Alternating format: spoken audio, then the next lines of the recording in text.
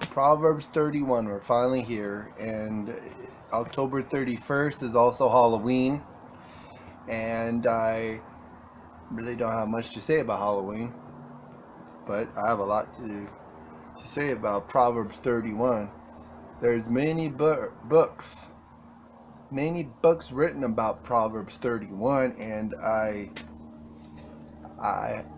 can't really write a book about Proverbs 31. But after reading it a few times, I've really come to the conclusion that the Proverbs 31 woman is somebody that may not exist actually. But with that said, for you young guys out there and young women out there, this is something to contemplate really well. Proverbs 31.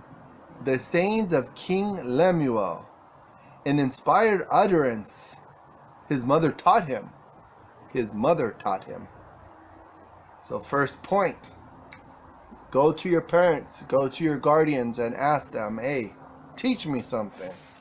Teach me something about life. More often than not, they do have something to say that you might need to pay attention to. Listen, my son, listen, son of my womb. Listen, my son, the answer to my prayers. Listen, my son, the answer to my prayers. A lot of parents pray to have a child, and they get their child. And you hope that your child is going to listen to you. You hope that you'll do good with your child. Proverbs 3. Do not spend your strength on women, your vigor on those who ruin kings. I mean, really, mates in this place, in this life, they could build you up, they could bring you down. That's why, probably serial dating, unless you have some really great mental capacity, not a good thing, because it says, do not spend your strength on women, your vigor on those who ruin kings. It is not for kings, Lemuel. It is not for kings to drink wine, not for rulers to crave beer. Yep, that's what I'm saying. I'm not a ruler. I'm not a king. I like to drink wine. I like to drink beer. I mean, I'm not habitual about it, but it says right there, Proverbs 31:4, 5, lest they drink and forget what has been declared. Yep, that's a scenario. And deprive all the oppressed of their rights. Wow, that's relevant. That just speaks volumes, and that's why you need to read the word for yourself. Let beer be for those who are perishing, wine for those who are in anguish. Medicinal use. Perishing, anguish. Let them drink and forget their poverty and remember their misery no more. Hey, if things are going well for you, why are you getting friggin' drunk anyway? Seriously? I mean, really, there's alcohol abuse, that's one thing, but using it just for temporary kind of medicinal purposes, sure. But it's not talking about like being drunkards and all this business. Speak up for those who cannot speak for themselves, for the rights of all who are destitute. Speak up and judge fairly. Defend the rights of the poor and needy. Yes, absolutely. Are you kidding me? Epilogue, the wife of noble character. Here you go. Listen up, guys, and listen up, girls. Let this be a lesson to you. That's why there's so many books written on this, because you could break down verse by verse by verse and get so much out of the Word of God. Proverbs 31:10, a wife of noble character who can find? She is worth far more than rubies. Need I explain that one? Probably not. Her husband has full confidence in her and lacks nothing of value. She brings him good, not harm, all the days of her life.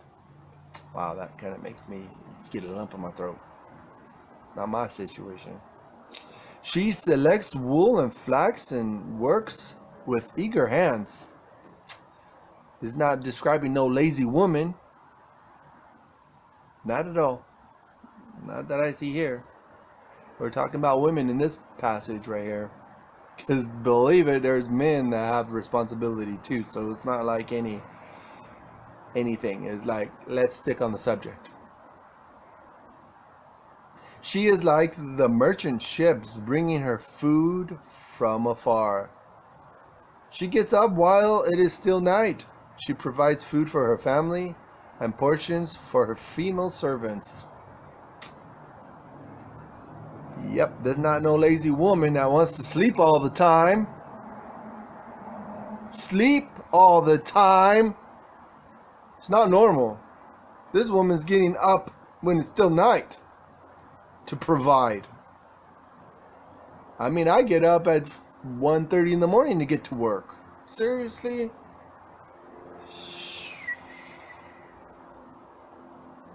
Wow. 16, she considers a field and buys it out of her earnings. She plants a vineyard. Wow, this sounds like a woman with her own money. Really? She considers a field and buys it out of her earnings. She plants a vineyard. She sets about her work vigorously. Her arms are strong for her task. They're strong. Her arms are strong. Wow. She sees that her trading is profitable and her lamp does not go out at night. The lamp, the mind is not out. The Bible talks about what the lamp is. The lamp is your eyes, your mind, your light.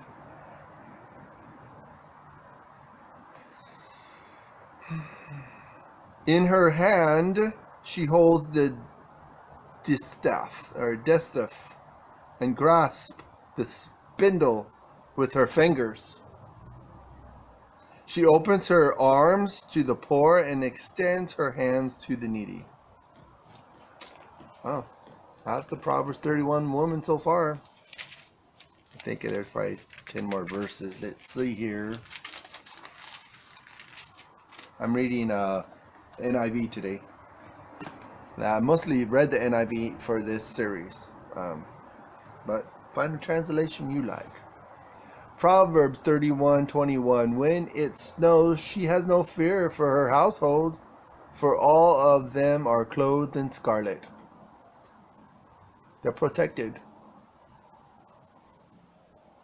This woman was vigilant, and she made sure her household was ready for the bad seasons. Just like figuratively, if you're taking care of your family, when bad seasons in life come, there's nothing to fear, nothing at all. She makes coverings for her bed. She is clothed in fine linen and purple. I'm sure the audience of that time, probably over 2,000 years ago, probably knew what that meant. And you probably could Google all that and do an internet search and find out what that is all about. Her husband is respected at the city gate, where he takes his seat among the elders of the land. She makes linen garments and sells them and supplies the merchants with sashes. Well, I don't want to skip over 31. 31:23, because it says her husband is respected at the gate, where he takes his seat among the elders of the land. Well, I mean, he's probably respected by, if he's respected by the elders, his wife probably respects him all the more. I mean, the man has a good reputation. It doesn't give a woman a license to disrespect her man, because we're all responsible for our individual behavior. It's not a group. It's not the, how they say, the mob mentality. It's not the mob rule. It's individuals that are ruled. She makes linen garments and sells them, and supplies the merchants with sashes. She is clothed with strength and dignity. She can laugh at the days to come.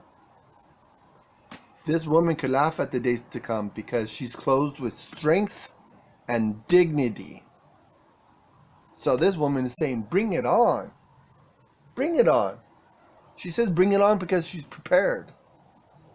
If any of us these days in the 20s say bring it on, because we're talking a big talk and we're not prepared for what's going to come. 26. She speaks with wisdom, and faithful instruction is on her tongue. She's always saying instructive. This is constructive criticism, I'm sure. Not just criticizing for the sake of criticizing, but this is constructive criticism. Because her faithful instruction is on her tongue. Faithful instruction. Not just regular instruction, faithful instruction. 27. She watches over the affairs of her household and does not eat the bread of idleness. Idleness? Just kicking back, relaxing, binge watching TV all day long while there's stuff to do. Oh, but I'm not going to do anything because it's not my space. Yeah, you know what? You do what you're supposed to do because it's the right thing. Because when the season comes that sucks and you're not prepared, yeah, you're not going to be laughing. You're going to be crying. Her children arise and call her blessed. Her husband also. And he praises her. Yes. I mean, a woman like this deserves praise. Especially if she has children, raising children and still doing what she's supposed to do. Instead of just laying around and eating and watching TV and doing bare minimum. Now this woman is doing maximum. Many women do noble things, but you surpass them all. Charm is deceit. Charm, this is a famous verse, Proverbs 31:30. Charm is deceptive and beauty is fleeting. But the woman who fears the Lord is to be praised.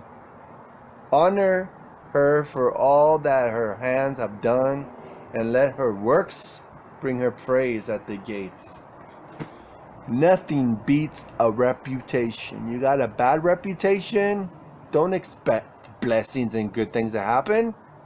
When you have a good reputation, good things will happen. And if you endure the crap while you're doing good things, your blessing's going to come eventually. It's going to come. Don't lose heart.